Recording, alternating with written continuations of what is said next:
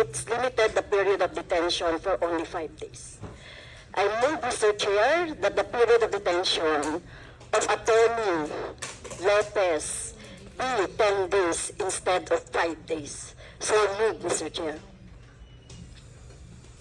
10 days, so additional 5 days, tama po ba? Yes, Mr. Chair, kasi hindi na siya makaka-attend ngayon, ano. Talagang ano, no, so nakita naman natin sa history nung kanyang evasive attitude, behavior, at itong kinreate niya na sinasabi niya na nagpagsasinungaling niya na hindi naman siya hinaras or hindi naman siya na-barge yung kanyang, yung room ay kasama na po yan. So yung lahat ng mga pangyayari, Mr. Chair. So I repeat, I move to